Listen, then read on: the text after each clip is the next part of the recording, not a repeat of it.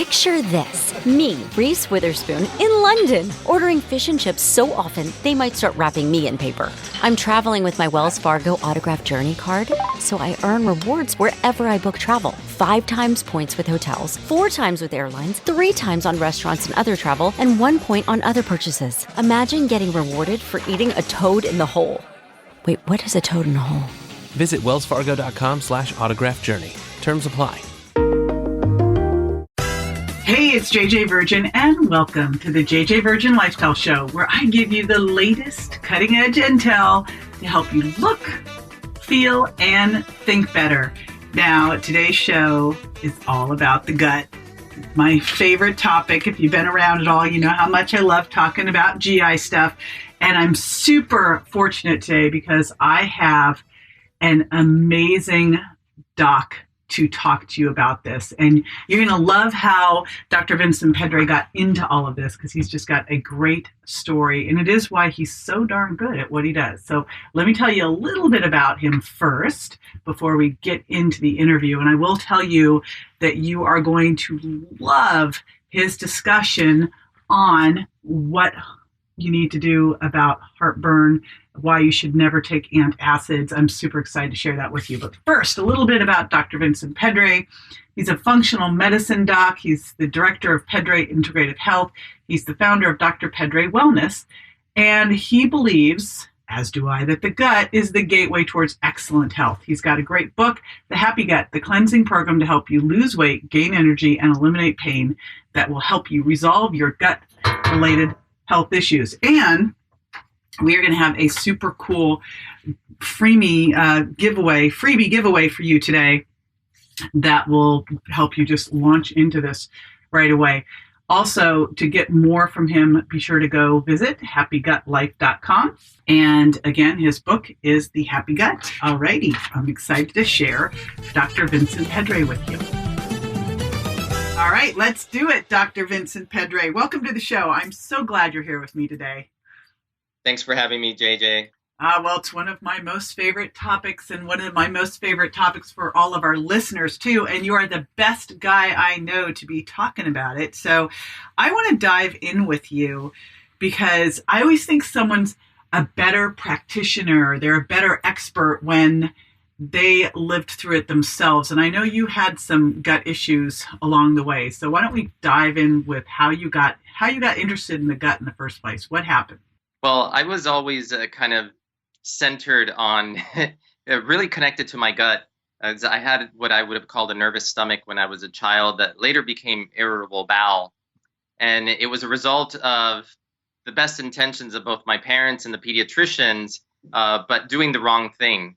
I was on too many antibiotics, probably more than 2 or 3 times a year during my teenage years. And I was eating all the types of foods that I became sensitive to, and they were poisoning me, like gluten and dairy. And they weakened my immune system. The doctors thought that I wasn't eating enough or that I needed a multivitamin. And they were always concerned about my immune system because I constantly got bronchitis, pneumonia, sinusitis. It seemed like there was something going wrong, but the issue was that my microbiome was destroyed and I was sensitive to all these foods that I was continuously eating. My breakfast was cereal with milk. Mm-hmm. And then after school, my mom would get me a milkshake. And then maybe after dinner, I was having ice cream. Yikes. So I was poisoning myself. But as a result of that, I learned just by accident when I went to medical school, I stopped having dairy. I stopped having cereal with milk, and dairy just didn't become a big thing in my diet just because I was too rushed. I couldn't sit down to have cereal in the morning. I had to just run out the door.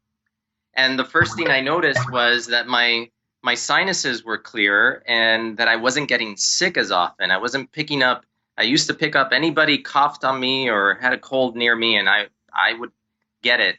And I just wasn't getting sick as much. And I started thinking, even though they don't give us any nutrition in medical school, I was thinking, I wonder if there's a connection between dairy and how sick I used to get. And that started my journey into really paying attention to nutrition and wondering, how could I finally figure out what's going on with my gut. And it wasn't until I did functional medicine, and that was probably like 10 years later, that I finally figured out that gluten was a big issue for me and took gluten out of my diet, and then did an elimination diet and fixed my gut flora, my microbiome, took probiotics, and finally felt the best that I had felt in pretty much since I was a child before all this started. Wow. All those years, right? All those years. But this is one thing I wanted to say to your listeners, is that even though it sounds like I was suffering for all those years, but for a long time, it wasn't like I was suffering, because it became my normal. So I just thought that this is the way that you live. This is just the way my body is, and my body is different from other people. It's going to react this way if I eat certain foods. I didn't know if I went out to dinner, if it was going to sit well, or if I was going to be running to the toilet. But I just thought, okay, that's just my makeup. That's my genetics, until I learned about the gut microbiome and the issues with food and our food supply, and fixed that and realized that, all this time I was thinking that this was normal, and it wasn't. What are some of the other things? Because, I love this topic, as you know, but so many of these things that we're taught to think of as, oh, you're getting older, or, oh yeah, no, you just get headaches. Like, I'm just thinking of just joint pain and fatigue, things that people wouldn't probably normally tie to their gut. I mean, what are some of the other symptoms that could be symptoms of having an unhappy gut? Because I know you talk about a happy gut, that we would never probably connect the dots with. So, like you said, joint pain, swelling, water retention, mental fog, like just feeling that your brain is not clear, especially if you get really mentally foggy after meals, like an hour or two after you eat and you feel like you want to go and take a nap. Headaches, like migraines. Migraines are connected to food sensitivities. I have to interrupt you there. My son Bryce I called him pizza migraines for years. And I'm like, baby, every time you eat pizza, you get a migraine. No, I don't, Mom. He finally stopped, but it was crazy to see it. I'm like, come on, it's so obvious. He just didn't want to make that connection, right? My trigger, and I took a while, I also suffered from migraines, and my trigger is a raw red onion. I cannot eat raw red onions. It's a surefire migraine for me. But other things, so I've had people write me who have done my program, the Happy Gut Cleanse, that their asthma disappeared, that their first time that their adult asthma isn't bothering them, or that their allergies, their spring allergies, and people don't think of this, that allergies, asthma, these are allergic conditions. They're related to your gut. And the root of the issue is the gut. And I become the allergist, not best friend, because I fix the patient so they don't have to go for allergy shots anymore. Yeah, but you're the patient's best friend. I am the patient's best friend. So someone walks in, and you hear from everybody that they just feel bloated, right? So let's just give one to someone, like someone's feeling bloated. What is really going on there? Well, there's a few big things. So they might have an overgrowth of bacteria in their small intestine. So a lot of times when people feel bloated, it could be that they just developed too many bacteria. So maybe they're constipated. The small intestine is not doing its proper muscular contractions the way it's supposed to. They call it peristalsis. And they get something called SIBO. So everybody's hearing this now, SIBO. It's like the diagnosis du jour. Everybody comes in to my office looking for gut help and thinking, well, do I have SIBO? That's one. That's like possible. what was it, a decade ago? It was Candida. Now it's SIBO. And now instead of calling it Candida, what we call it is SIFO. So small intestinal fungal overgrowth. Because it could be that it's not Candida. It could be Rhodotorula. It could be Diotrichum. So there's a whole bunch of different yeast that could grow in there. And the third part that a lot of people, and as we get older, so once you're hitting about 50 and even older than that, and sometimes younger than that, if you're under a lot of stress, your stomach is not going to produce enough acid. And the way you know this is as soon as you eat, you feel like your stomach swells up. Mm-hmm. That's a clue that your stomach isn't producing enough acid. Your digestive strength is diminished. So like people who avoid eating red meat because they say, oh, I can't eat red meat because it sits like a brick in my stomach.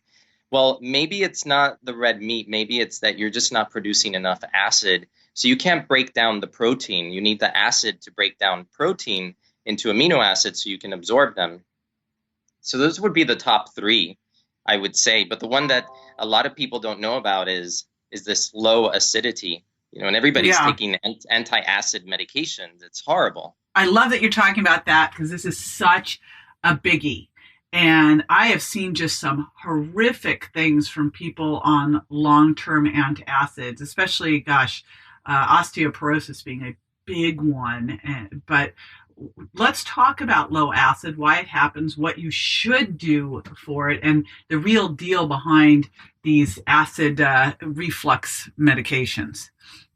Oh my God, it's horrible. I mean, you said osteoporosis, increased risk for fracture.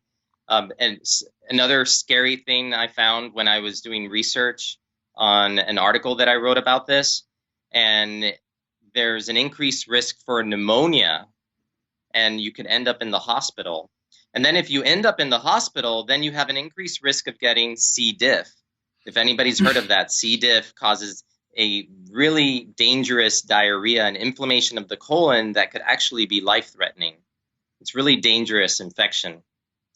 And then, of course, candida or yeast overgrowth, because your stomach acid is there for a reason. It's protecting you from the microbes that you might inadvertently eat when you're eating food. So not everything is clean. You can't see what's on your food. There are bacteria, there might be mold spores, and that your stomach acid is there to protect you from that. So what should someone do if they have heartburn? Here are some of the top things that people should do. And number one is diet. So there are certain trigger foods and drinks that they should avoid. So gluten-containing foods. Gluten is a big trigger for reflux because it's such a water-loving molecule. It pulls water and it expands. So when it hits your stomach, it expands and it puts a lot of pressure in there. It's going to push acid up and out. Then we have things like coffee, caffeine. Some people are really sensitive to that, and they're going to produce more acid when they drink coffee. Sorry to all your listeners that are coffee We liked you so aficionados. much right up until now.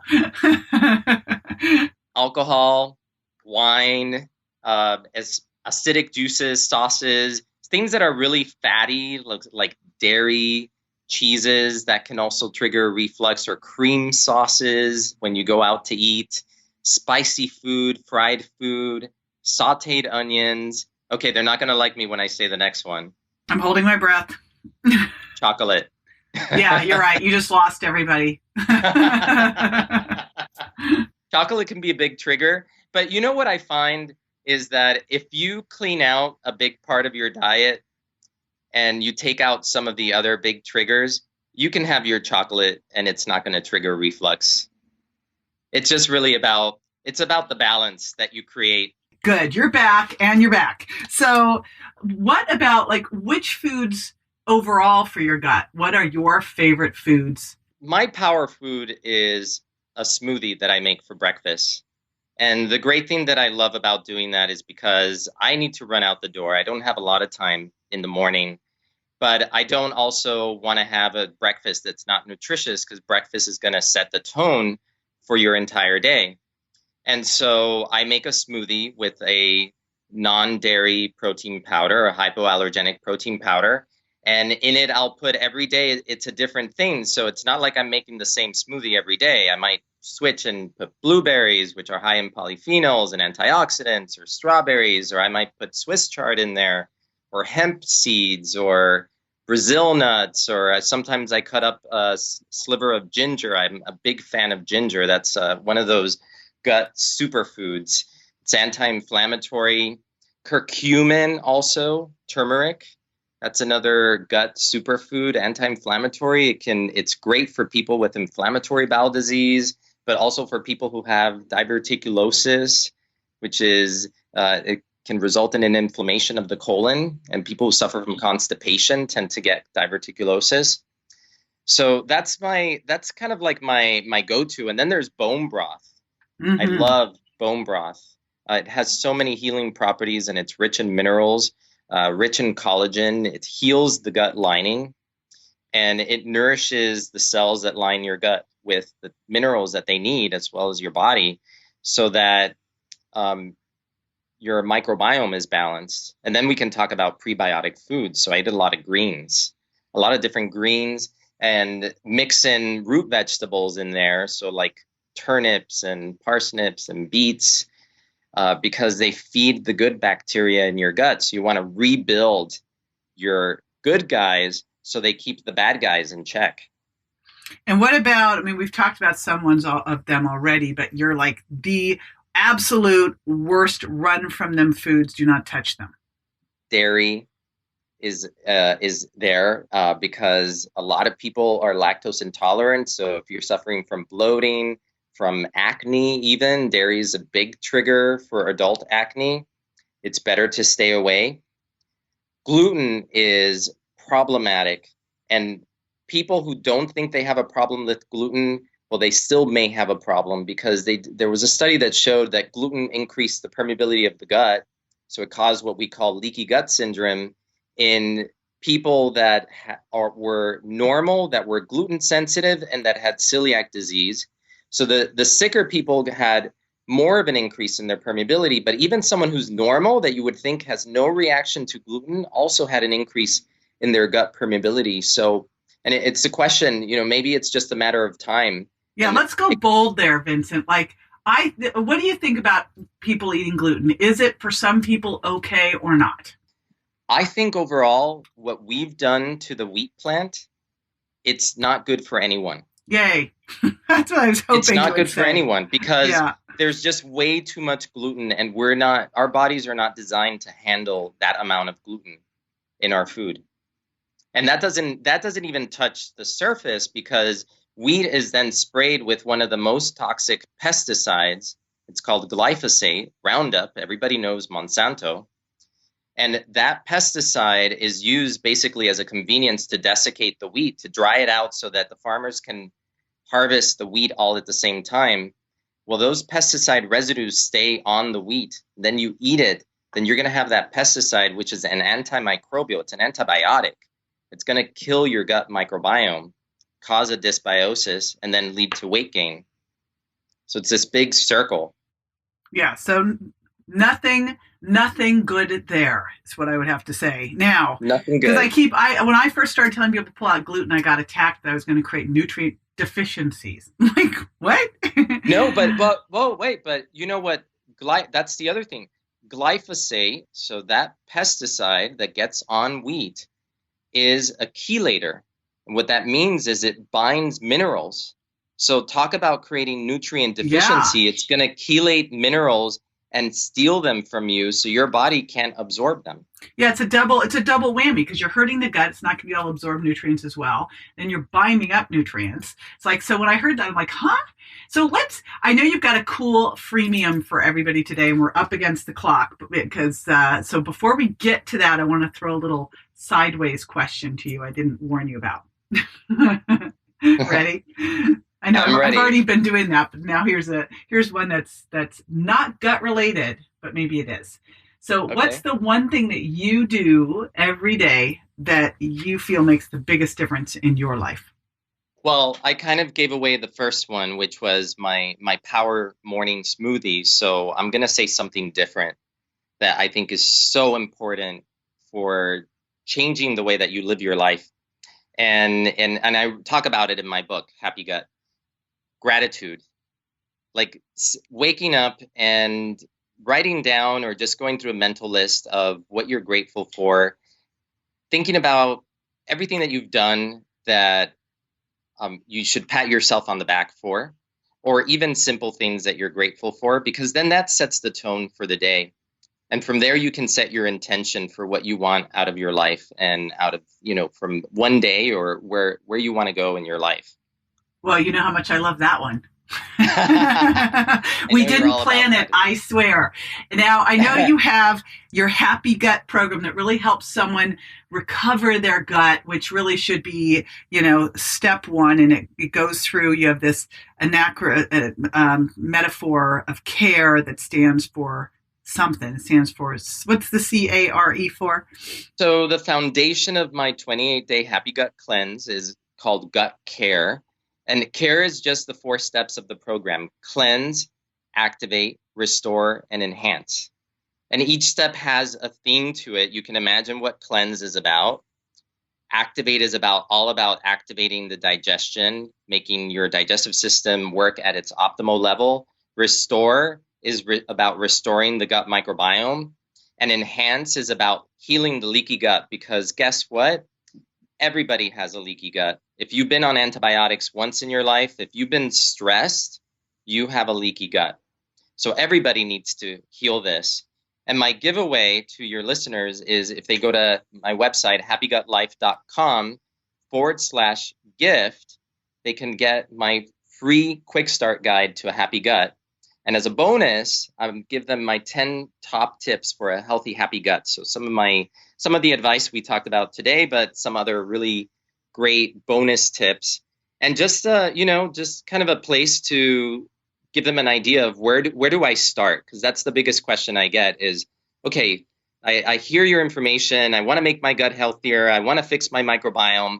What do I do? Well, that's what I tell them in this free guide, and tell them what to eat, what not to eat, and give them shopping lists, ideas of recipes that they can make. Awesome. Love it. I'm going to make it super easy too. So we'll just make a really easy link so you don't have to remember all that. jjvirgin.com/happy gut. There you go. jjvirgin.com/happy gut. That's, makes it super easy. And you've also got a great book out there, The Happy Gut. So I just want to remind everyone, you definitely want to grab that. I think it just came out in paperback too, makes it easy. So thank you for all of that. I super appreciate you. And I'm so glad you could join me today. Thank you for having me, JJ. So after the break, I'm going to be answering the listeners' questions. So stay with me.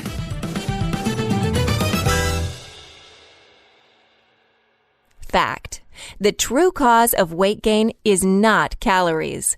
It's food intolerance. A negative reaction to certain foods, even foods you thought were healthy, can lead to a variety of symptoms, including weight gain, acne, bloating, and lack of energy. The solution is simple. Avoid the foods your body doesn't tolerate. But which foods? That's the secret JJ reveals in her book, The Virgin Diet. Drop 7 foods, lose 7 pounds, just 7 days. Discover the sneaky 7 foods by visiting jjvirgin.com/books and be on your way to losing 7 pounds in 7 days. Welcome back. This is the time where I answer a listener's question. And by the way, I grabbed these questions over on my Facebook page. If you go to JJ Virgin Official, you can leave a question for me there. This one is from Marcy in Bellevue, and Marcy asks, JJ, how do I know if I should be taking enzymes or not? I see so many different ones, don't know if I even need them. How should I do this? All right, Marcy, here you go. This actually is kind of a confusing topic, and I've got some standard rule of thumbs here. And you heard Dr. Pedre talk about stomach acid. Well, for so many people, the reason that they have heartburn is not because they have too much stomach acid. It is actually because they don't have enough. And when you don't have enough stomach acid, which can happen due to stress and due to aging, are the key factors. Of course, some dietary issues and medications can also play a role here, but those are the 2 key ones. If you don't have enough, food will sit there and you'll get this mechanical washing back up of the stomach acid against the esophagus and get this esophageal reflux. So If you don't have any history of any kind of ulcers, here's the first thing that I do is I like to give you a trial of enzymes to help you break down protein. This can be proteases or betaine, and which will help you break down protein and raise your stomach acid. Now, there's a little caveat with this, in that I love to use enzymes both for breaking down protein and I love to use enzymes for breaking down fat. What I don't like to do is use enzymes that help you break down carbohydrates, because we do that super well already. And the faster you break down carbohydrates, the higher your blood sugar goes. That's why fiber is so key for keeping your blood sugar stable. So I look for an enzyme that's not going to help me break down carbohydrates and one that will help me break down protein. That actually is what my metabolic digestive balance does. That's the whole point, is that you want to slow down carbohydrate absorption or block it while you're improving protein digestion. I have anyone who's over the age of 35, anyone who has any type of stress, and again, no history of any sort of ulcers, go on a trial of these and see how they feel. Because I see with the majority of people, their gas and bloating goes down, they feel so much better, they lose some weight, they have better energy. If you're one of those people who feels more bloated, after you eat, you feel like a snake, the food just sits there, you get a little heartburn, this is definitely the way that I would go. I do a trial of protein enzymes to start, and I see some game-changing experiences from it. I know that it was a big game changer for me. It also can be very helpful. One of the causes of rosacea can be low stomach acid, so it can also help with some of the different skin conditions as well. All right, again, if you'd like to submit a question, just head over to my Facebook page at JJ Virgin Official, and we scan those out to see what to include. And another thing that we love to include here is, this is the gratitude portion of the show. And this is where I'm going to start including a review each week. So I'm just giving you a heads up now that every week I'm going to be pulling a review from iTunes. So I would hugely appreciate it. I've got a bunch of stars, but I don't have as many reviews yet as I'd love to see. So I'd love to feature you. Go ahead and leave a review there, and I'll be saying your name on air and reading your review. So thank you so much in advance for that. Alrighty, I am now JJ Virgin signing off, and I want to remind you that the biggest thing that you can do with this show is take action. I hope today that we said one thing that you went, I got to do that. And that you decide you got to do that right away, because it's the little things, the little hinges that swing the big doors. And it's taking inspired action, especially if it scares you a bit, that makes the big changes in your life. And when you do that over time, you build resilience. And then you'll find that you are stronger than you think.